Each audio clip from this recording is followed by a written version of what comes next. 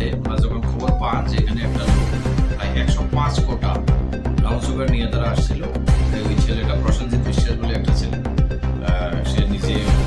Seal করার জন্য accordingly তাকে ওইখানে ডিটেইন করা হয়। অ্যাকর্ডিংলি তাকে যখন সার্চ করা হয় ইন্টারন্যাশনাল এক্সিকিউটিভ ম্যাজিস্ট্রেট, তখন ১০৫ কোটা ব্রাউন সুগার পাওয়া গেছে, যার বাজার মূল্য ২০ থেকে ৫০,০০০ টাকার মতো হয়। অ্যাকর্ডিংলি তাকে ডিটেইন করা হয়েছে এবং